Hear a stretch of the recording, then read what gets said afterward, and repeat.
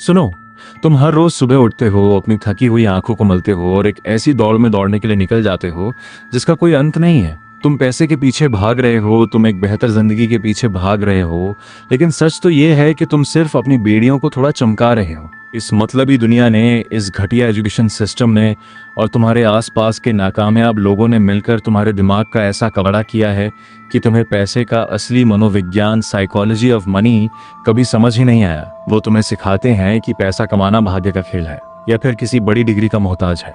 सब बकवास है। आज तुम्हारी नसों में दौड़ने वाले उस ठंडे खून को खौलाना पड़ेगा। अगर तुम्हारे अंदर सच में एक राजा बनने की जिद बची है, अगर तुम इस भेड़ों के झुंड को लात मारकर अपनी एक सल्तनत खड़ी करना चाहते हो, तो इस महा ऑडियो का एक एक शब्द अपने दिमाग की गहराइयों में दफन कर लेना। आज के बाद तुम्हारी आंखों पर बंधी पट्टियां हमेशा के लिए खुलने वाली हैं। स्वागत है तुम्हारा BTM असेंड में। पैसा कमाना कोई गणित का फॉर्मूला नहीं है भाई, और ना ही ये कोई रॉकेट साइंस है। पैसा कमाना असल में एक सॉफ्ट स्किल है। तुम्हारी जेब में कितना पैसा होगा, ये इस बात पर निर्भर नहीं करता कि तुम कितने बुद्धिमान हो, बल्कि इस बात पर निर्भर करता है कि तुम आधी रात को जब अकेले होते हो तब पैसे के साथ कैसा व्यवहार बिहेव करते हो। इस पूरी दुनिया में कोई भी इंसान पैसों को लेकर मूर्ख नहीं है।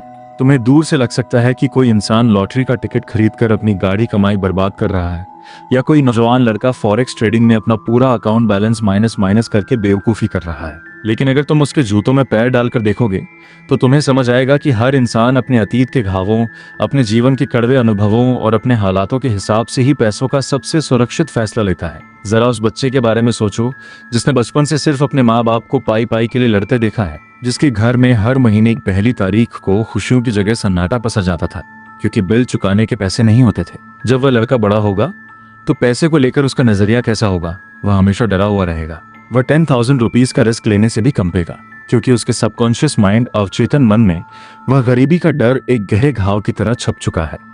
अब जरा उसके विपरीत उस लड़के को देखो जो एक आलीशान बंगले में पैदा हुआ, जिसने कभी पैसों की तंगी देखी ही। उसके लिए 10 रुपीज लाख का लॉस भी सिर्फ एक नंबर है। वह दोबारा उठ खड़ा होगा क्योंकि उसके पीछे एक बहुत बड़ा सेफ्टी नेट है। अब मुझे बताओ, इनमें से कौन पागल है और कौन समझदार? कोई भी पागल नहीं है भाई।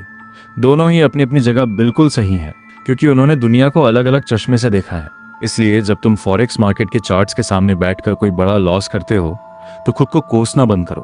तुम बेवकूफ नहीं हो, तुम बस उस उम्र में हो जहां तुम जिंदगी के थपेड़े खाकर मजबूत बन रहे हो। ये तुम्हारी लाइफ का एक क्रूर लेकिन जरूरी एक्सपीरियंस है जो तुम्हें भविष्य के बड़े साम्राज्य के लिए तैयार कर रहा है। जो किताबें तुम स्कूल कॉलेजों में पढ़ते हो वो तुम्हें सिर्फ कागजी थ्योरी सिखाती हैं, लेकिन असली जिंदगी कभी कागज के टुकड़ों से नहीं चलती।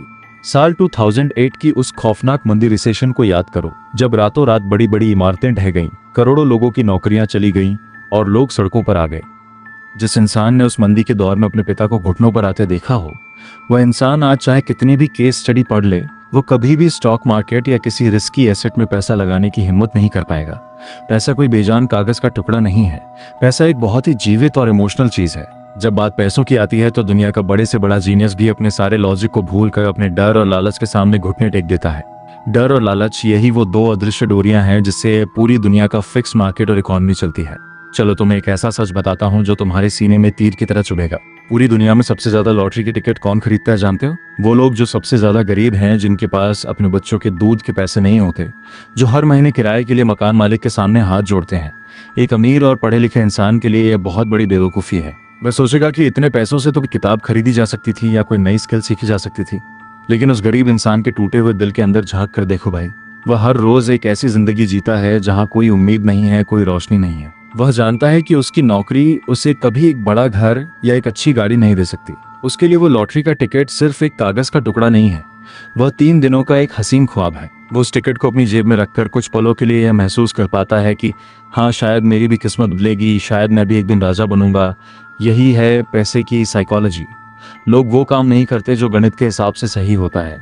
लोग वो काम करते हैं जो उनके तड़पते हुए मन को कुछ पल की शांति देता है। अब बात करते हैं इस ब्रह्मांड के 2 सबसे रहस्यमयी और शक्तिशाली नियमों की, जिन्हें हम भाग्य, लक और जोखिम, रिस्क कहते हैं। तुम चाहे रात दिन एक कर लो, चाहे दुनिया की सबसे बेहतरीन स्ट्रेटेजी सीख लो, लेकिन तुम्हें यह कड़वा घूंट पीना ही होगा कि तुम्हारी सफलता या असफलता के पीछे इन दोनों का बहुत बड़ा हाथ होता है। चलो इसे एक ऐसी असली कहानी से समझते हैं जो तुम्हारे रोंगटे खड़े कर देगी। साल 1968 में अमेरिका के एक छोटे से स्कूल में एक लड़का पढ़ता था जिसका नाम था बिल गेट्स।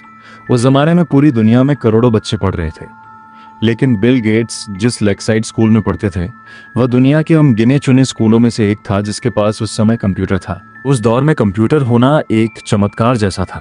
बिल गेट्स को कंप्यूटर से प्यार हो गया और उन्होंने कोडिंग में अपनी जान झोंक दी। अब जरा इस गणित को अपने दिमाग में बैठाओ। उस समय दुनिया में लगभग 30 करोड़ बच्चे स्कूल जा रहे थे। उनमें से सिर्फ 300 बच्चे ऐसे थे जो उस लेक्साइड स्कूल में पढ़ रहे थे। यानी बिल गेट्स को वो कंप्यूटर मिलने की संभावना लाखों में सिर्फ एक थी। इसे कहते हैं भाग्य, लक। इसका मतलब ये नहीं है कि बिल गेट्स ने मेहनत नहीं की, उन्होंने बहुत कड़ी मेहनत की थी, लेकिन उनकी मेहनत को सही दिशा देने के लिए भाग्य ने अपना काम किया था। अब इसी कहानी का वो काला पहलू सुनो जो तुम्हें अंदर से झकझोर देगा। उसी स्कूल में बिल गेट्स का एक और बहुत पक्का दोस्त था जिसका नाम था केंट इवांस। केंट इवांस भी बिल गेट्स की तरह ही कोडिंग में बहुत बड़ा जीनियस था। दोनों मिलकर बड़े बड़े सपने देखते थे कि वो दुनिया की सबसे बड़ी सॉफ्टवेयर कंपनी बनाएंगे। लेकिन केंट इवांस के साथ क्या हुआ जानते हो? कॉलेज जाने से ठीक पहले एक पहाड़ पर ट्रैकिंग करते समय एक भयानक हादसे में उनकी मौत हो गई। अब जरा फिर से गणित लगाओ। उस समय पहाड़ पर हादसे में किसी छात्र की मौत होने की संभावना भी लाखों में सिर्फ एक थी। इसे कहते हैं जोखिम, रिस्क। भाग्य और जोखिम दोनों एक ही सिक्के के दो पहलू हैं जो एक ही समय पर दुनिया में काम कर रहे होते हैं। जब बिल गेट्स को लाखों में एक का फायदा मिला तो वो दुनिया के सबसे अमीर इंसान बन गए, और जब केंट इवांस को लाखों में एक का नुकसान मिला तो उनकी जान चली गई। इसलिए मेरे भाई, जब तुम लाइफ में बहुत ज्यादा कामयाब हो जाओ तो अहंकार में मत आना, क्योंकि वहां भाग्य का भी हाथ था। और जब तुम फेल हो जाओ या ट्रेडिंग में तुम्हारा बहुत बड़ा लॉस हो जाए तो कमरे का दरवाजा बंद करके रोना मत, खुद को नाकारा मत समझना, क्योंकि वहां जोखिम ने अपना क्रूर खेल दिखाया था। इस खेल में एक और सबसे बड़ी और जानलेवा बीमारी आती है जिससे आज की युवा पीढ़ी ग्रसित है, और वो है कभी भी पर्याप्त ना होना, नेवर इनफ। इंसानी दिमाग का यह सबसे बड़ा जाल है कि उसे जितना मिलता है उसकी भूख उतनी ही बदतर होती जाती है। चलो, इस बात को समझाने के लिए तुम्हें वॉल स्ट्रीट के दो सबसे बड़े दिग्गजों की कहानी सुनाता हूँ जिसे सुनकर तुम्हारा दिल कांप उठेगा। एक का नाम था रजत गुप्ता और दूसरे का नाम था बर्नी मैडॉफ। रजत गुप्ता एक अनाथ लड़के थे जिन्होंने अपनी मेहनत के दम पर दुनिया की सबसे बड़ी कंसल्टिंग फर्म मैकिन्जी के सर्वोच्च पद को संभाला। उनके पास करोड़ों डॉलर की संपत्ति थी, वो बिलियनियर बनने ही वाले थे।